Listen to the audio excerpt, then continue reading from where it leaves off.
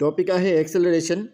ही एक्सेलरेशन की निशानी आ मथा एरो अथस यानी कि एक्सेलरेशन एक वेक्टर क्वांटिटी आ। एक्सेलरेशन जो फॉर्मूलो है delta V upon delta T. Definition इन फॉर्मूले में कढूँ तो change in velocity with change in time यानी वक्त के चेंज से थियण सां वेलोसिटी में जो चेंज अचे तो वो एक्सेलरेशन है। हाँ अगर एक्सेलरेशन के यूनिट एक्सेलरेशन की डायमेंशन की गाल क्यों तो ये तव्हांजे सामूँ लिखियल आहिनि। एक्सेलरेशन जो यूनिट होंदो है मीटर पर सेकेंड स्क्वायर, जैसे पाण इन तरीक़े से भी लिखी सकूँ था तो जो स्क्वायर है वो मथे वेंदो हलियो तो पावर जो पॉजिटिव में नेगेटिव थी वेंदो, सेकेंड पावर -2 थी वेंदो। डायमेंशन थींदो एल टी पावर -2 तो ही यूनिट ही डायमेंशन थी वियो। हाँ कि एक्सेलरेशन के मिसाल के तौर पर समझूँ तो मिसाल के तौर पर ही पांजी इनिशियल पोजीशन है ही पांजी फाइनल पोजीशन है। हिन जे विच में एक्सेलरेशन थे थी यानी हिन जे विच में वेलोसिटी में टाइम सां गॾु चेंज इंदो। मिसाल के तौर पर ही डिस्टेंस है 15 मीटर। एक बॉडी पांजी इनिशियल पोजीशन का शुरू थी हुन पहिरें सेकेंड में 5 मीटर कवर किया तो चवंदासीं वेलोसिटी है 5 मीटर पर सेकेंड। बे सेकेंड में हुन 10 मीटर कवर किया, वेलोसिटी थी 10 मीटर पर सेकेंड।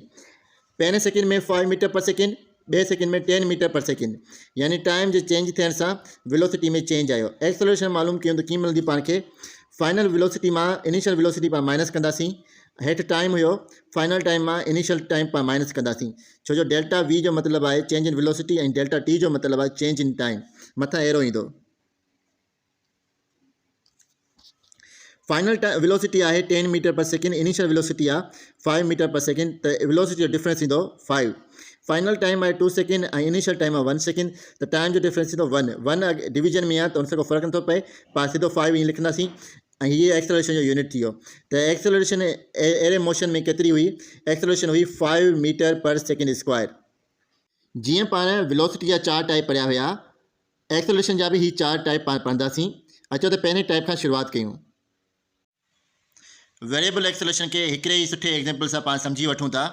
मिसाल तौर पर हिकिड़ी बॉडी है वो पहिरें सेकेंड में 2 मीटर कवर थी करे, उनकी वेलोसिटी है 2 मीटर पर सेकेंड। बे सेकेंड में हू 4 मीटर कवर थी करे, वेलोसिटी है 4 मीटर पर सेकेंड। वेलोसिटी में चेंज आयो आहे 2 जो। अगेन सेकेंड में हू 5 मीटर पर सेकेंड कवर थी करे, इन जे विच में वेलोसिटी चेंज आयो आहे 1 जो। यानी कि वेलोसिटी में पहिरीं चेंज आयो 2 जो, वरी पोइ वेलोसिटी में चेंज आयो 1 जो। यानी कि वेलोसिटी जेका है न वह हिकिड़े ही तरीक़े से न पई वधे। हिते अगर जो जीअं 6 मीटर पर सेकेंड पाण चयूं आहे त हिते बि 2 जो चेंज आयो आहे, हिते बि 2 जो चेंज आयो आहे, पर बराबर चेंज ना आयो। इन खां अॻियां वेलोसिटी में तब्दीली छा आई, वेलोसिटी थी वई 3 मीटर पर सेकेंड यानी कि घटिजी वई तो चेंज आयो 2 जो। अञा अॻियां वेलोसिटी में छा चेंज आयो, अञा घटिजी वई 2 मीटर पर सेकेंड यानी इन जे विच में चेंज आयो 1 जो। हिते वेलोसिटी वधी आहे तो एक्सेलरेशन पॉजिटिव हूंदी 2 मीटर पर सेकेंड स्क्वायर। हिते वेलोसिटी वधी आहे तो डिफरेंस इंदो 1 जो, पॉजिटिव हूंदो 1 मीटर पर सेकेंड स्क्वायर। हिते वेलोसिटी घटिजी आहे तो पाण फाइनल वेलोसिटी में इनिशियल वेलोसिटी माइनस कंदासीं, 10 में 5 माइनस कंदासीं तो डिफरेंस इंदो -2 ऐं एक्सेलरेशन थींदी -2 मीटर पर सेकेंड स्क्वायर। एक्सेलरेशन घटिजी आहे, इनखे चइबो आहे नेगेटिव एक्सेलरेशन। इन जे विच में फ़र्क़ु आयो आहे -1 जो, फाइनल में इनिशियल माइनस कंदासीं तो एक्सेलरेशन थी वई -1 मीटर पर सेकेंड स्क्वायर। तो हाँ एक्सेलरेशन में जो चेंज अचे पियो न, पहिरीं 2 मीटर पर सेकेंड आहे, हाँ पोइ वरी 1 मीटर पर सेकेंड स्क्वायर आहे स्क्वायर, वरी -2 मीटर पर सेकेंड स्क्वायर ऐं वरी -1 मीटर पर सेकेंड स्क्वायर। तो एक्सेलरेशन में चेंज जो आहे वो बराबर न पियो अचे। छा जे करे न पियो अचे, छो जो वेलोसिटी जेका आहे न उहा हिकु करी न पई इंक्रीज़ या डिक्रीज़ थिए। अगर वेलोसिटी में चेंज बराबर न ईंदो, एक्सेलरेशन में चेंज भी बराबर न ईंदो ऐं अहिड़ी एक्सेलरेशन चवराईंदी वेरिएबल एक्सेलरेशन। उम्मीद तो क्या ये एग्जाम्पल सां तव्हांजे वेरिएबल एक्सेलरेशन कॉन्सेप्ट क्लियर थी वियो हूंदो, न त हिकु दफ़ो वरी तव्हां इनखे ॾिसी वठो। हाँ पंहिंजो टॉपिक है एवरेज एक्सेलरेशन। एक्सेलरेशन की निशानी तो तव्हांखे ख़बर है। एवरेज ज़ाहिर करण जे लाइ ए वी जी एड कंदासीं, या ठलो ए वी लिखंदासीं, मतलब थी वेंदो एवरेज, तो थी वेंदी एवरेज एक्सेलरेशन। डेफिनेशन है change in velocity in total time, मतलब टोटल टाइम में जो वेलोसिटी में चेंज आयो वो थी वेंदो एवरेज एक्सेलरेशन। आम तौर पर एवरेज एक्सेलरेशन पाण चवंदासीं तो एक्सेलरेशन फॉर्मूलो छा हूंदो आहे, delta V upon delta T. तो हिते टोटल टाइम की ॻाल्हि कीअं पई हले तो जो पाण टाइम जो डिफरेंस कढंदासीं वो पाण खे टोटल टाइम ही ॾींदो। हाँ इहा शइ सम्झण जे लाइ पाण मथी एग्जाम्पल सम्झूं था। सपोज कि बॉडी ट्रेवल किया आहे, डिस्टेंस कवर किया, डिस्प्लेसमेंट कवर थी कई आहे, जेको बि आहे। हाँ जो मोशन की ड्यूरेशन आयो है 5 सेकेंड। इनिशियल स्टार्ट किथां थींदो 0 सेकेंड खां, पोइ आयो पहिरों सेकेंड जंहिंमें बॉडी जेका 2 मीटर पर सेकेंड जी वेलोसिटी सां हले पई, त पंहिंजो इनिशियल टाइम थींदो 0 सेकेंड, पंहिंजो फाइनल टाइम थींदो 5 सेकेंड, जेको टोटल मोशन जी ड्यूरेशन आहे। जेॾीमहिल पाण एवरेज एक्सेलरेशन खणंदासीं न, त इनिशियल टाइम पाण 0 खणंदासीं, पंहिंजी पहिरीं वेलोसिटी खे जो पहिरीं टाइम मिलियल आहे उहो खणंदासीं। त इनिशियल टाइम 0 थी वियो, टाइम जो डिफरेंस कढण लाइ पाण छा कंदा आहियूं, फाइनल टाइम मां इनिशियल टाइम माइनस कंदासीं, त फाइनल टाइम जेको आहे उहो आख़िरी टाइम आहे जेतिरे ताईं मोशन हलियो पिए 5 सेकेंड, 5 सेकेंड मां 0 माइनस थींदो त 5 ईंदो, यानी कि जेतिरी देरि पंहिंजो मोशन हलियो आहे न, डिफरेंस बि ओतिरो ई अचे पियो, यानी टाइम जो डिफरेंस पाण खे टोटल टाइम ई ॾिए पियो। त उन करे पाण एवरेज एक्सेलरेशन में टोटल टाइम खणंदा आहियूं। हाणे एवरेज एक्सेलरेशन मालूम करण जे लाइ डेल्टा वी खणंदासीं, त डेल्टा वी खणण लाइ छा कंदासीं, फाइनल वेलोसिटी जेका हुई ऐं इनिशियल वेलोसिटी हुई उनजो डिफरेंस कढंदासीं, त पाण खे वेलोसिटी में चेंज मालूम थी वेंदो, उनखे टोटल टाइम सां डिवाइड कंदासीं, एवरेज एक्सेलरेशन मिली वेंदी। एवरेज एक्सेलरेशन जो तालुक़ु फाइनल वेलोसिटी ऐं इनिशियल वेलोसिटी सां आहे ऐं टोटल टाइम सां आहे। जेॾीमहिल बि एवरेज एक्सेलरेशन जी का बि प्रॉब्लम अचे त तव्हां टोटल टाइम ॾिसिजो, फाइनल वेलोसिटी ॾिसिजो ऐं इनिशियल वेलोसिटी ॾिसिजो, पोइ फाइनल वेलोसिटी मां इनिशियल वेलोसिटी माइनस करे टोटल टाइम सां डिवाइड कंदो, तव्हांखे एवरेज एक्सेलरेशन मिली वेंदी। हाणे पाण पढ़ूं इंस्टेंटेनियस एक्सेलरेशन, त लफ़्ज़ मां ज़ाहिर आहे ही लम्हे वारी एक्सेलरेशन आहे। मिसाल तौर ते हिकिड़ी बॉडी आहे जेके पंहिंजी हितां पोजीशन शुरू थी करे ऐं हिन पासे वञे थी, हिन जी मोशन जे दौरान हर सेकेंड में वेलोसिटी में चेंज अचे थो, ऐं उहो चेंज बराबरि अचे थो। केतिरो चेंज अचे थो, 2 मीटर पर सेकेंड जो चेंज अचे थो, त पाण चवंदासीं एक्सेलरेशन प्रोड्यूस थी थिए उहा आहे 2 मीटर पर सेकेंड स्क्वायर। पहिरें सेकेंड में ऐं ॿिए सेकेंड में 2 मीटर पर सेकेंड जो फ़र्क़ु आहे, टे ऐं ॿिए सेकेंड में 2 मीटर पर सेकेंड जो फ़र्क़ु आहे, एक्सेलरेशन आहे 2 मीटर पर सेकेंड स्क्वायर। हाणे कंहिं बि लम्हे अगरि पाण टाइम खे फ्रीज़ करे छॾियूं ऐं उन लम्हे एक्सेलरेशन ॾिसूं, हिन लम्हे में एक्सेलरेशन केतिरी प्रोड्यूस थी, 2 मीटर पर सेकेंड स्क्वायर, ऐं हिन लम्हे में हिते केतिरी एक्सेलरेशन प्रोड्यूस थींदी, 2 मीटर पर सेकेंड स्क्वायर। त हाणे पाण चवंदासीं हिते जेका इंस्टेंटेनियस एक्सेलरेशन आहे, यानी कि उन पल वारी एक्सेलरेशन आहे, उहा आहे 2 मीटर पर सेकेंड स्क्वायर। इंस्टेंटेनियस एक्सेलरेशन पाण खे कंहिं बॉडी जे हलंदड़ मोशन में कंहिं मोशन जे पल जे दौरान, लम्हे जे दौरान मिलंदी ऐं पाण मालूम कंदासीं।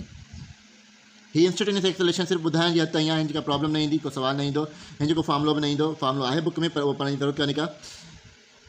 फार्मुलो कुझु इन तरीक़े सां आहे त जेको उहा एक्सेलरेशन जंहिंमें टाइम जेको आहे न उहो 0 जे क़रीब थी वञे, यानी कि टाइम खे पाण मिनिमाइज़ करे कंहिं सेकेंड में हलंदड़ बॉडी जो मोशन ॾिसूं, कंहिं पल में हलंदड़ बॉडी जो मोशन ॾिसूं, त उहा साॻी ॻाल्हि आहे जेका मूं चई आहे। बहरहाल इंस्टेंटेनियस एक्सेलरेशन मतिलबु कंहिं पल वारी एक्सेलरेशन हलंदड़ मोशन में पाण खे मिलंदी, कंहिं पल ते पाण एक्सेलरेशन चेक कयूं त उहा एक्सेलरेशन थी वेंदी इंस्टेंटेनियस एक्सेलरेशन। हिन में का कंफ्यूज थियण जी ॻाल्हि कान्हे का। हाणे पंहिंजो अॻियो टॉपिक आहे यूनिफॉर्म एक्सेलरेशन। यूनी जो मतिलबु हूंदो आहे सिंगल, हिकु, ऐं फॉर्म जो मतिलबु आहे सूरत। त हाणे यूनिफॉर्म एक्सेलरेशन जो मतिलबु थींदो हिकु सूरत वारी एक्सेलरेशन, यानी हिकु करी एक्सेलरेशन, यानी कि हिकु करी तेज़ी। एक्सेलरेशन खे सिंधी में तेज़ी चवंदासीं। त 16 लफ़्ज़नि में तव्हांखे एक्सेलरेशन या मूं एक्सप्लेन करे छॾी। हाणे अगरि पाण खे फर्दर डिटेल में एक्सप्लेन कयूं त यूनिफॉर्म एक्सेलरेशन छा हूंदी, अहिड़ी एक्सेलरेशन जंहिंमें वेलोसिटी में हर सेकेंड में चेंज जेको अचे न उहो बराबरि अचे, यानी कि वेलोसिटी चेंज थिए लेकिन वेलोसिटी में चेंज जेको अचे उहो हिकु करो अचे। आसान लफ़्ज़नि में एक्सप्लेनेशन जे लाइ वरी साॻियो एग्जाम्पल ॾिसो त हीउ जेको मोशन आहे उहो 3 सेकेंडनि जो आहे। हर सेकेंड में वेलोसिटी में चेंज जेको अचे पियो न उहो 2 मीटर पर सेकेंड जो अचे पियो, त हिते बि 2 मीटर पर सेकेंड जो चेंज आयो, हिते बि 2 मीटर पर सेकेंड जो चेंज आयो, त एक्सेलरेशन जेका थींदी through out the motion same हूंदी, ऐं इहा एक्सेलरेशन हूंदी 2 मीटर पर सेकेंड स्क्वायर, छो जो मोशन जे दौरान हर सेकेंड में वेलोसिटी में चेंज अचे पियो न उहो बराबरि पियो अचे। हाणे पाण एक्सेलरेशन जा 2 स्पेशल टाइप्स पढ़ंदासीं। सिंपल लफ़्ज़नि में एक्सेलरेशन के एक्सप्लेन कयूं त एक्सेलरेशन आहे change in velocity with change in time, मतिलबु चाहे टाइम जे चेंज सां वेलोसिटी में जेको चेंज ईंदो उहा एक्सेलरेशन आहे। हाणे एक्सेलरेशन थींदी आहे ॿिनि क़िस्मनि जी, पॉज़िटिव एक्सेलरेशन ऐं नेगेटिव एक्सेलरेशन, इहे 2 स्पेशल टाइप्स आहिनि एक्सेलरेशन जा। हाणे पॉज़िटिव एक्सेलरेशन छा थींदी आहे, जिते एक्सेलरेशन जी तव्हांखे ख़बर आहे change in velocity with change in time, त अगरि टाइम जे चेंज सां वेलोसिटी में जेको चेंज अचे न उहो पॉज़िटिव हुजे, यानी कि टाइम चेंज थींदो वञे ऐं वेलोसिटी वधंदी वञे, त एक्सेलरेशन ठहंदी, उहा एक्सेलरेशन हूंदी पॉज़िटिव एक्सेलरेशन। ऐं ॿी हूंदी आहे नेगेटिव एक्सेलरेशन, इहो बि छा आहे टाइम जे चेंज सां वेलोसिटी में चेंज ईंदो, लेकिन जीअं जीअं टाइम चेंज थींदो वेंदो वेलोसिटी में नेगेटिव चेंज ईंदो वेंदो, यानी कि टाइम चेंज थियण सां वेलोसिटी घटिजी वेंदी। अहिड़ी एक्सेलरेशन चइबो आहे नेगेटिव एक्सेलरेशन। मिसाल तौर ते तव्हां गाॾी हलाइणु शुरू कई आहे, तव्हां हुनखे रेस था ॾियो, यानी कि तव्हां तेज़ी था ॾियो, त तव्हां छा कंदो, हर सेकेंड में वेलोसिटी वधाईंदव, त हाणे वेलोसिटी में चेंज अचे पियो टाइम जे चेंज सां, लेकिन उहो रफ़्तार खे वधाए पियो, त हाणे वेलोसिटी वधंदी पई वञे हर सेकेंड में, त इहा एक्सेलरेशन आहे लेकिन पॉज़िटिव एक्सेलरेशन। लेकिन हलंदड़ गाॾी खे तव्हां बीहारियो था त छा थींदो, त वेलोसिटी जेका आहे उहा घटिजी वेंदी, बीहा ब्रेक तव्हां ॾिनी आहे, त हर सेकेंड में वेलोसिटी में चेंज ईंदो, लेकिन चेंज जेको ईंदो उहो नेगेटिव ईंदो, त अहिड़े चेंज खे पाण चवंदासीं नेगेटिव एक्सेलरेशन। हाणे वापसी पंहिंजे एक्सेलरेशन जे टॉपिक ते अचूं त एक्सेलरेशन जेका आहे न उहा पाण डिस्कस कई ओॾी महिल प्रोड्यूस थींदी आहे जंहिंमें टाइम जे चेंज सां वेलोसिटी में चेंज अचे थो। हाणे वेलोसिटी में चेंज कहिड़ी क़िस्म जो अचे। हाणे वेलोसिटी जेका हूंदी आहे उहा हिकु वेक्टर क्वांटिटी हूंदी आहे, यानी कि हिन वटि वैल्यू हूंदी आहे, यानी मैग्नीट्यूड हूंदो आहे ऐं ॿी डायरेक्शन हूंदी आहे। हाणे अगरि वेलोसिटी जो मैग्नीट्यूड वैल्यू तब्दील थी तेॾी महिल बि एक्सेलरेशन प्रोड्यूस थींदी। अगरि जे डायरेक्शन चेंज थी तेॾी महिल बि एक्सेलरेशन प्रोड्यूस थींदी। अगरि डायरेक्शन ऐं मैग्नीट्यूड ॿई चेंज थिया तेॾी महिल बि एक्सेलरेशन प्रोड्यूस थी वेंदी। त एक्सेलरेशन केॾी महिल प्रोड्यूस थींदी, इन टिनी कंडीशन में प्रोड्यूस थींदी। अगरि वेलोसिटी जी डायरेक्शन तब्दील थिए थी तेॾी महिल बि एक्सेलरेशन प्रोड्यूस थींदी। अगरि मैग्नीट्यूड तब्दील थिए थो तेॾी महिल बि एक्सेलरेशन प्रोड्यूस थींदी। अगरि जे डायरेक्शन ऐं मैग्नीट्यूड ॿई तब्दील थियनि था तेॾी महिल बि एक्सेलरेशन प्रोड्यूस थींदी। इन सां पाण एक्सेलरेशन खे कंप्लीट करे छॾियो। हाणे अॻियां आहे पंहिंजो प्रोजेक्टाइल मोशन, जंहिंखे पाण नेक्स्ट वीडियो में इंशाअल्लाह ताला डिस्कस कंदासीं।